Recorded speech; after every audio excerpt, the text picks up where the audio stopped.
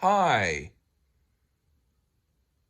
I want to explain the title of this video. When I say I'm not popular, that doesn't mean I don't have fans who like what I do. What it means is I don't have the type of massive subscribers that a lot of famous YouTubers have. I have what you would call a somewhat moderate amount of success when it comes to having certain fans who like what I do, but a lot of what I do is specialized according to my interests. I sometimes will do videos on record reviews or maybe talking about food or things that other people are interested, but some of what I do is I will talk about what I think of women's fashion, especially tucked in shirts, because I think that's really sexy on women. So, not everyone's going to have that same interest. Some people, if they did videos where they talk about why they do not like tucked in shirts, and if they talked about men, maybe that might get more hits because it seems like when people, especially some men, talk more about men, then that seems a little less threatening, regardless of the context. But that's according to whoever has a particular taste as far as what they want to hear about. In most cases, if it's a personal opinion about something that doesn't relate to what someone's interest is, that person who's the viewer will skip over that video and will look instead at videos about things that are less personal to the person doing the video, and the viewer will look instead at videos of things that the viewer's interested in. So, for instance, if someone had a video about how to cook a certain type of food or how to fix a certain car part, those subjects will be more popular because the people who watch the video aren't watching it because of whoever is putting up the video. They're watching it according to whether the person who did it is informative and whether or not they're providing information that people need. So it becomes a thing where people who watch videos aren't always watching them for whoever the person is. They're watching them for whatever information they have. So let's say if we were to bleed this into real life, it would be like if your main reason for wanting to get a marriage partner wasn't because your potential partner looked good, it was because your partner could cook the kind of food you wanted. So your partner would be providing a special service that pleased you, or if your partner liked to drink or liked the same music that you did, or even went to the same church. So it's a separation of the whole person and viewing someone according to what specific things you like. I will say that when I talk to people out in the real world, I really don't have too much judgment. The only thing is if I happen to be attracted to someone and I'm attracted to them because of a certain thing, I might think about that. But when it comes to interacting with them as friends, I interact with them like I would anyone else.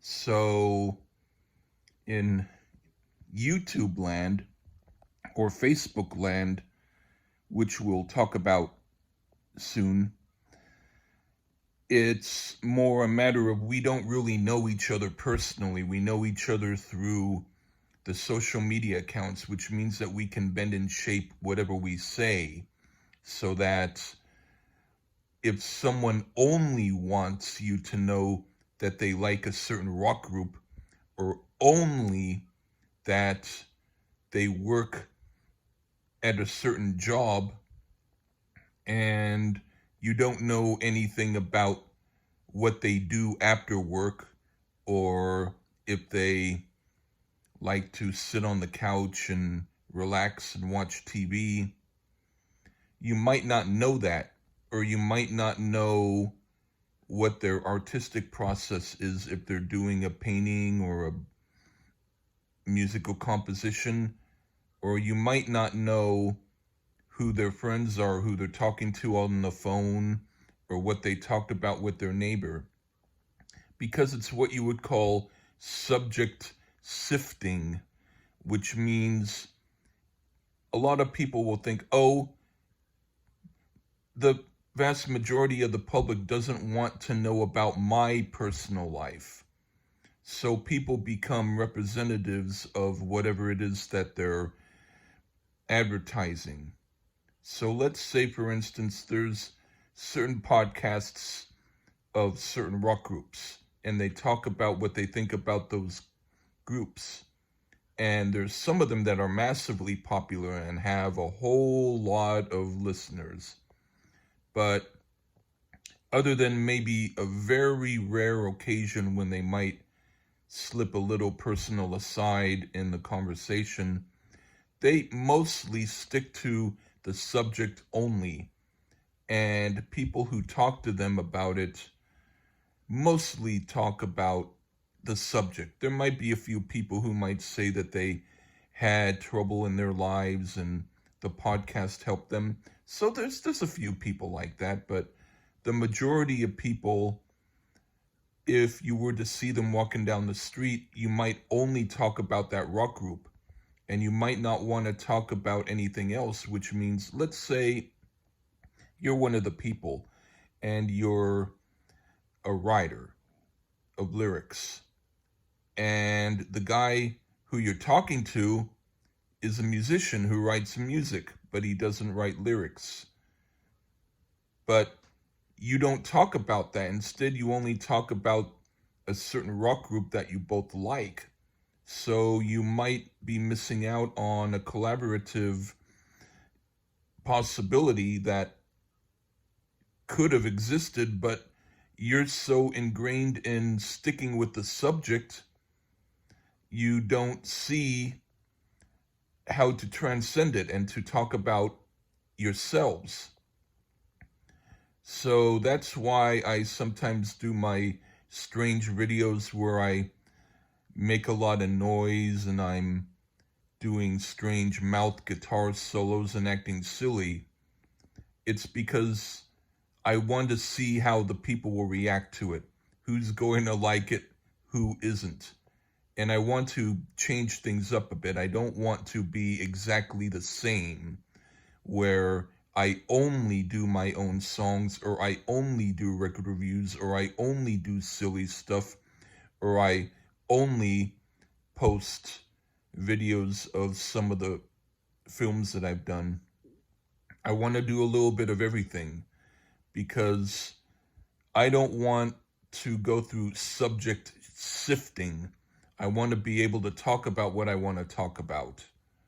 So in that sense, part of the reason why I'm not massively popular is because I don't stick to that one subject and I don't limit myself to it.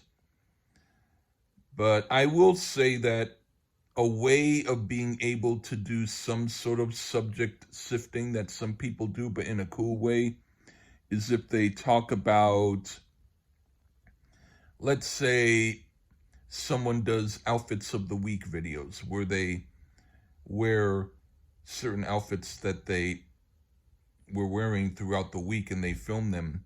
It's still only one subject, it's fashion, but it's a personalized view of it. It's their own particular way of wearing clothes.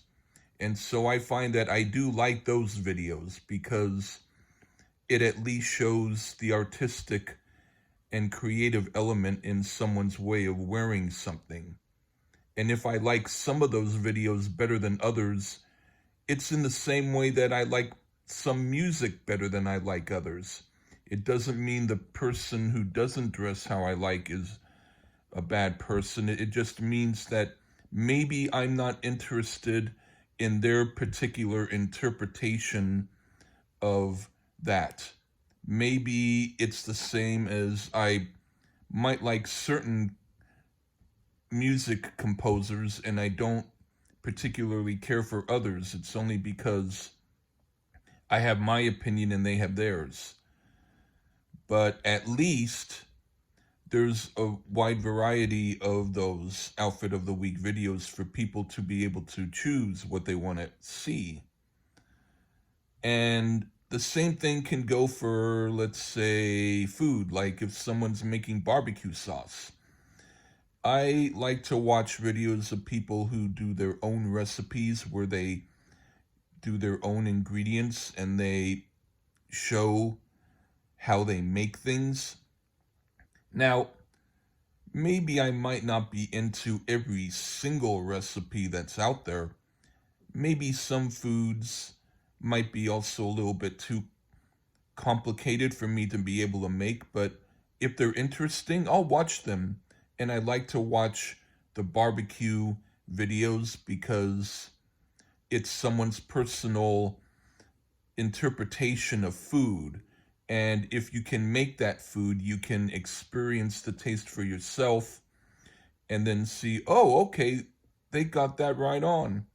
I've done that. I've watched videos of people making barbecue sauce, and then I go and I make that sauce, and then I can go, oh, okay. And I can compare if I've made a few of them of different people. I can say, oh, well, I like this person's sauce better than that one. But I still appreciate seeing the individual things going on. So when it comes to music, I like stuff like ranking the albums. Even if I don't agree with the opinions, I do like to see people doing ranking the albums because it's someone's personal opinion and someone else can comment on it.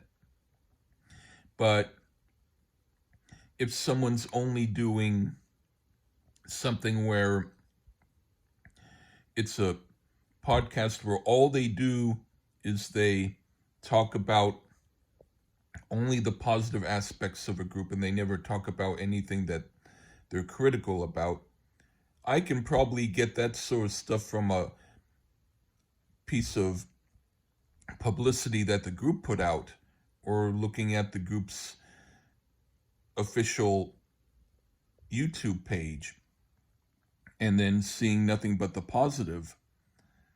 But I would say that, and I would also say book reviews I like, but I like stuff with a little bit of a personal opinion.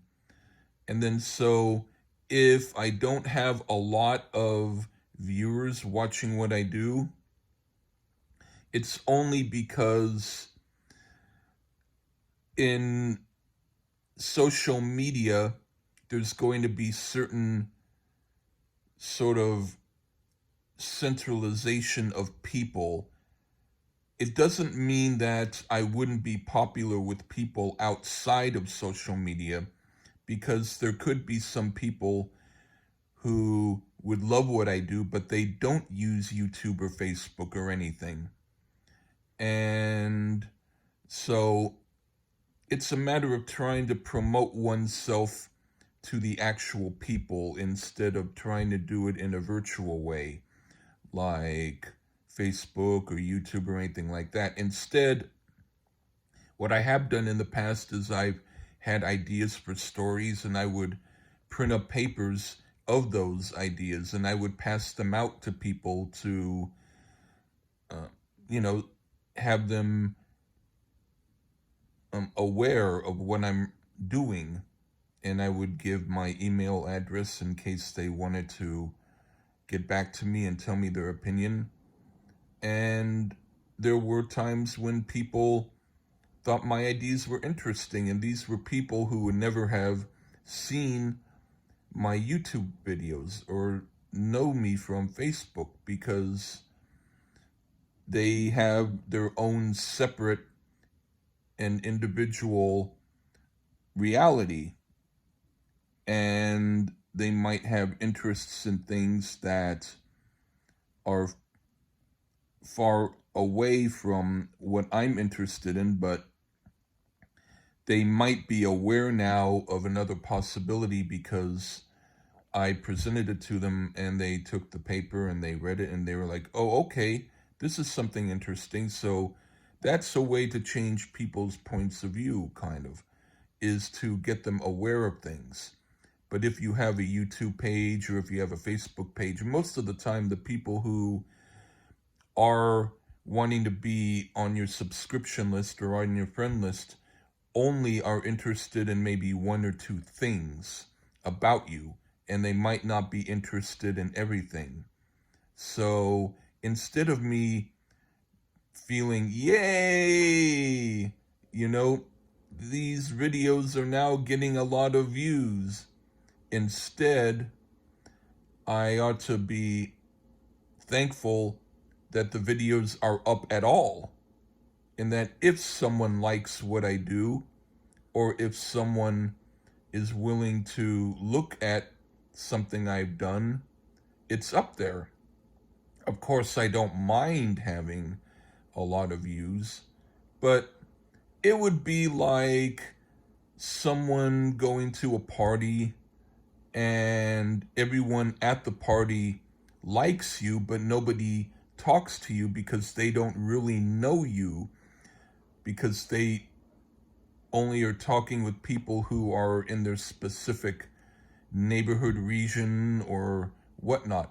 It's like a celebrity status where the celebrity never gets approached by anybody, because the people who see the celebrity are so used to seeing that celebrity on YouTube or Twitter or Facebook or Instagram that the reality of seeing them is not going to be on their first agenda, unless, let's say, the celebrity is attractive, and then the person who sees that celebrity wants a selfie.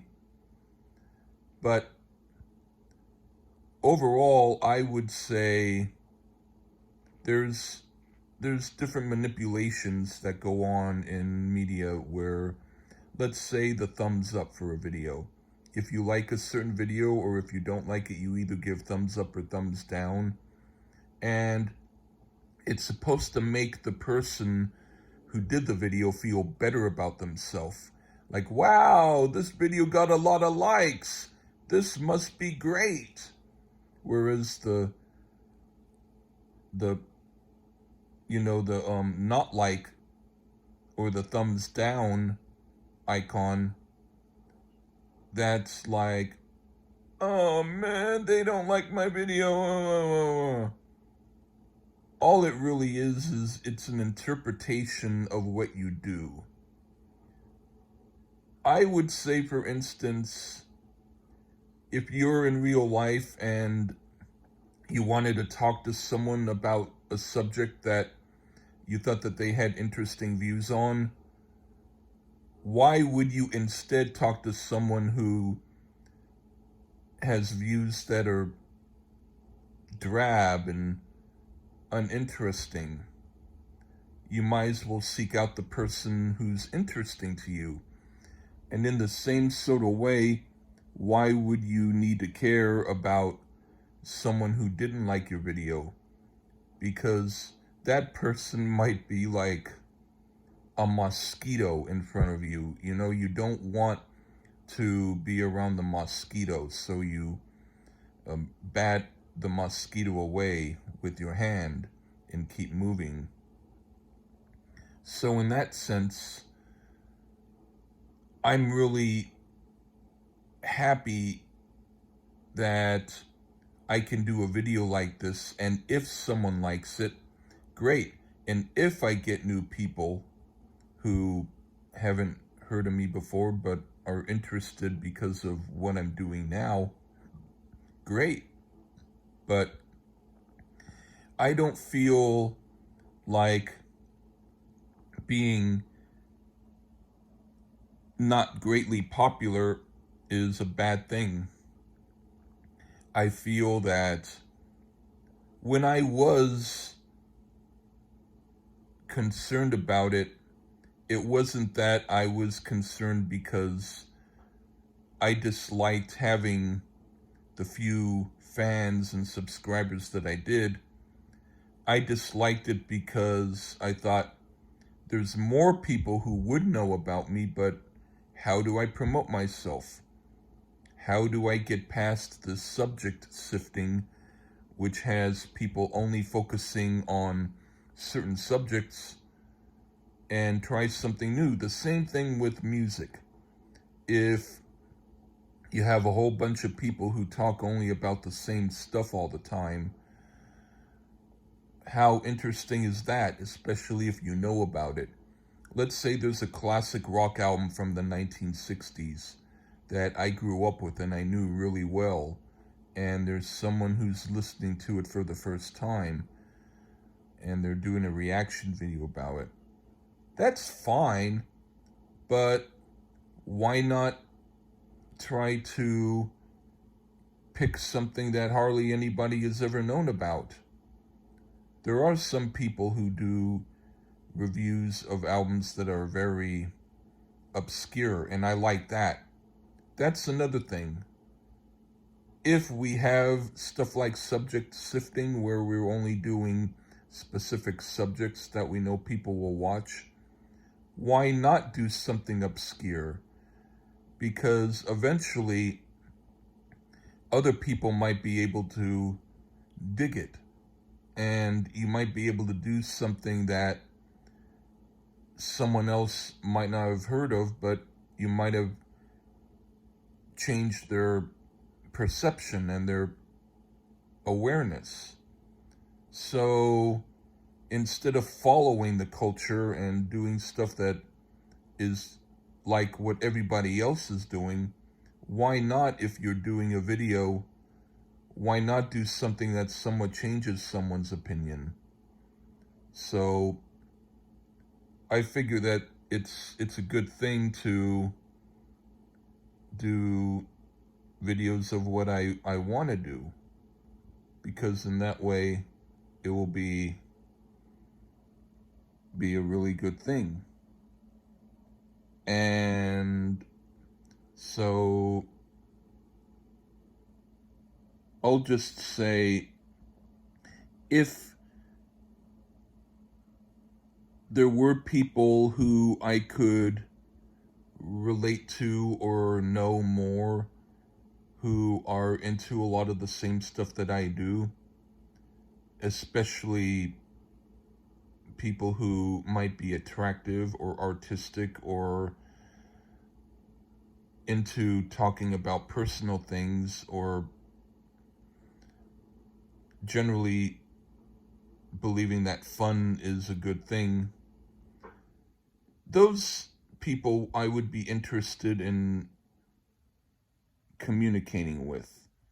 The rest, it's all fine, but I don't feel like I need to change what I do for them. So if I'm not that popular, hey, at least I'm having fun. Okay, take care. Bye.